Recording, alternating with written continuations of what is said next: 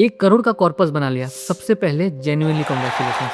ये कोई छोटी अचीवमेंट नहीं, यहाँ तक पहुँचने के लिए डिसिप्लिन, पेशेंस और कंसिस्टेंसी की जरूरत पड़ती है। लेकिन अब एक इम्पोर्टेंट बात समझिए, 1 करोड़ तक पहुँचना एक चैप्टर था और अब जो चैप्टर है वो इस पैसे को प्रोटेक्ट करना, ग्रो करना और राइट डायरेक्शन देना।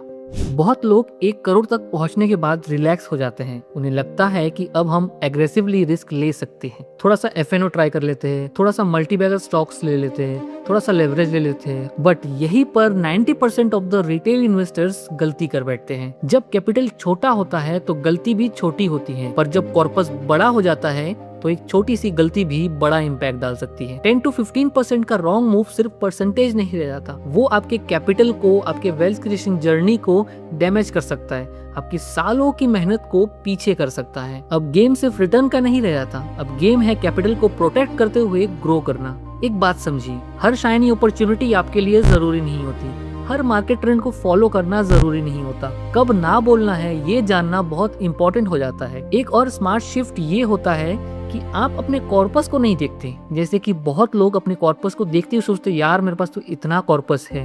बट आप आपसे ये पूछिए कि क्या आपका वही कॉर्पस आपको रेगुलर कैश फ्लो दे रहा है?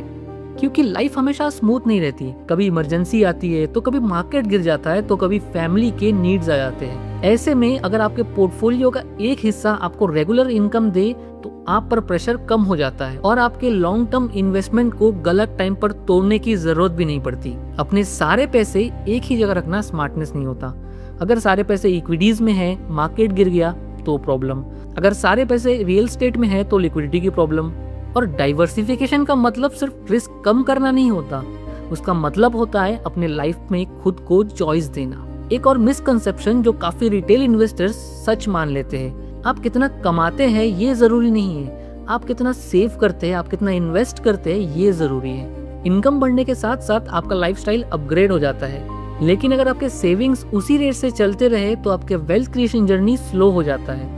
1 करोड़ के आगे का सफर बेस्ट स्टॉक या फिर बेस्ट म्यूचुअल फंड नहीं होता, इसके आगे का गेम स्मार्ट इन्वेस्टमेंट डिसीजन का होता है, अननेसेसरी रिस्क को अवॉइड करने का होता है, रेगुलर कैश फ्लो का होता है और लॉन्ग टर्म डिसिप्लिन का होता है। अगर आपने 1 करोड़ का माइलस्टोन अचीव कर लिया है या फिर उस जर्नी पर है तो एक बात याद रखिए, वेल्थ बिल्ड करना इम्पोर्टेंट है, बट उससे भी ज्यादा इम्पोर्टेंट है उस वेल्थ को प्रोटेक्ट करना। अगर आपके पास 1 करोड़ रुपए है तो इस वीडियो को सेव कर लीजिए, और अगर नहीं है तो भेज दीजिए उन दोस्तों और अपने फैमिली फ्रेंड्स में जिनके पास 1 करोड़ है।